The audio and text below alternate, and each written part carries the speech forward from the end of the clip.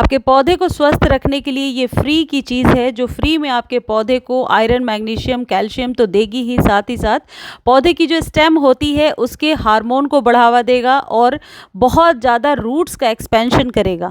गुड़हल के पौधे पर आप चाहते हैं बहुत सारी कलियां खिले, तो आज से और अभी से ये ट्रीटमेंट करके देखिए। निश्चित तौर पे 3 से 4 दिनों में आपके गुड़हल का पौधा कलियों से भरना शुरू हो जाएगा। ये जो आज मैं ट्रीटमेंट बता रही हूँ, ये अभी से 4-5 दिन पहले करके मैंने दिखाया था आप लोगों को। पहले उसका रिज़ल्ट दिखा देती हूँ कि कितनी सारी कलियां खिली हैं उस ट्रीटमेंट के बाद। ये जो ट्रीटमेंट है ये पूरी तरीके से जैविक है, ऑर्गेनिक है और बिल्कुल फ्री है।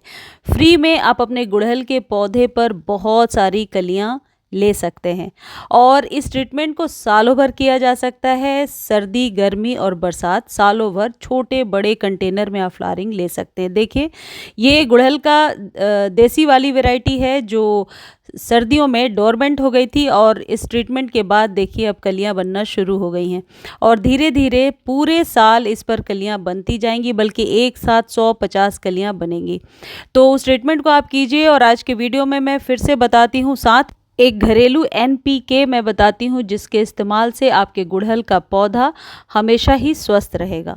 अब सबसे पहली चीज़ ये होगी कि गुड़हल यदि बहुत लंबा या यूँ कह सकते हैं लेगी हो रहा है आपके कंटेनर में, तो ये सही टाइम है, आप प्रून कर सकते हैं अपने पौधे को, कटाई छटाई कर सकते हैं। और गुड़हल को जब आप शेप में लेकर के आएंगे तो आपका पौधा फ्लावरिंग ज़्यादा करेगा। इसके पीछे रीज़न ये है कि जब कभी हम पौधे की कटाई करते हैं, उस स्टेम के नीचे जो एनर्जी होती है वो एक्टिवेट हो जाती है। इसलिए आप देखना कि हमेशा कटाई करने के बाद, यानी कि पौधे को प्रून करने के बाद, पौधा न्यू स्टेम को निकालता है। तो ये एक ज़रूरी प्रोसेस होता है जो गुड़हल में स्प्रिंग में एक बार ज़रूर कर देना चाहिए। यदि पौधा लगा हुआ है ज़मीन में तब भी आप कटाई छटाई करके शेप दे सकते हैं। दूसरी चीज़, यदि बहुत सालों से आपने पौधा लगा रखा है, कई लोगों की क्वेरी होती है कि पौधा तो लगा है लेकिन एक भी फ्लावरिंग नहीं हो रही है, तो आप अपने पौधे की मिट्टी को चेंज कर सकते हैं। और मिट्टी को चेंज करने का ये सही टाइम होता है या तो रेनी सीजन में या स्प्रिंग में कर लीजिए।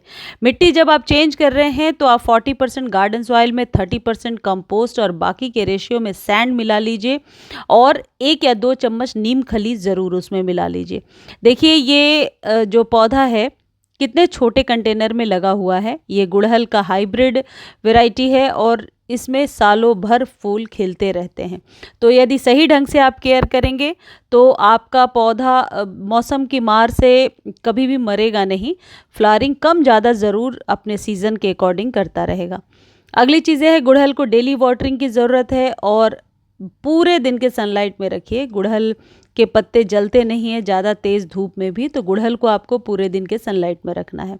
यदि आपको लगता है कि सारे खाद दे देने के बाद भी गुड़हल का पौधा फ्लावरिंग नहीं कर रहा है, तो आप ये कर सकते हैं कि नीम खली को रात भर पानी में भिगोइए और अगले दिन उसे यूज़ कर लीजिए। इससे रूट्स का एक्सपेंशन भी हो जाएगा और यदि कोई ऐसा फंगस है जिस वजह से पौधा आपका बढ़ नहीं पा रहा है तो वो फंगस भी ख़त्म हो जाएगा। अब पहले आपको क्या करना है, आपको ये छिलके ले लेने हैं प्याज के और केले के।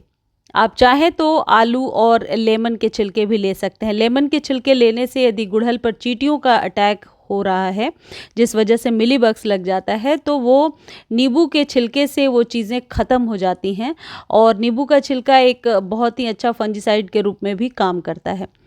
इस तरीके से सबको ले लीजिए और जो आपके गुड़हल का पौधा है उसे आप अच्छे से गुड़ाई कीजिए, ऊपर की सॉइल हटा दीजिए और इसे आप एक लेयर यूँ बिछा दीजिए। लास्ट वीडियो में भी मैंने आपको बताया था कि ऐसे ही करना है और इसका रिज़ल्ट भी मैंने दिखाया था। तो अभी तक आपने गुड़हल के साथ ये नहीं किया है तो ज़रूर कर लीजिए।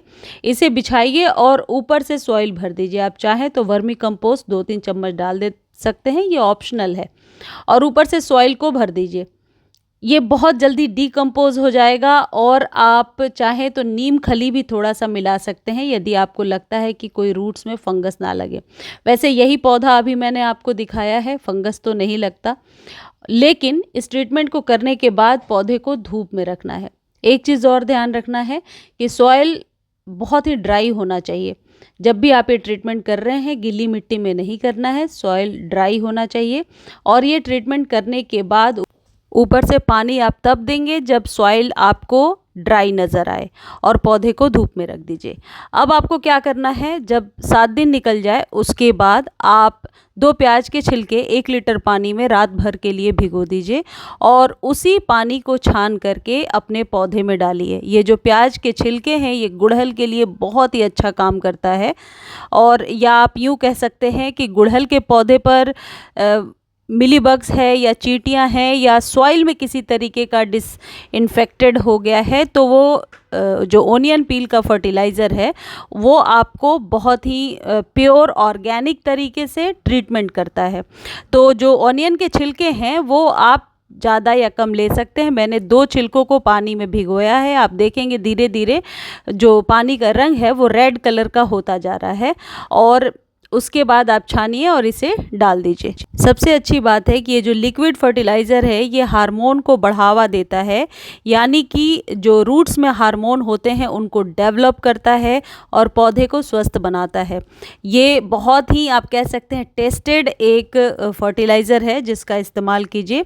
इसको रिपीट कब करना है, 4-4 दिनों पे अभी आप रिपीट करते जाएंगे। जब आपको लगता है कि गुड़हल मेरा बहुत ही स्वस्थ है, बहुत अच्छी फ्लावरिंग कर रहा है, तो आप चाहें तो छोड़ भी सकते हैं। लेकिन मैं अक्सर इस्तेमाल करती हूँ और गुड़हल की पत्तियाँ बिल्कुल हरी हरी निकल करके आ रही हैं। अच्छे से प्रून करने के बाद जो न्यू लीव्स आ रही है वो काफ़ी स्वस्थ है।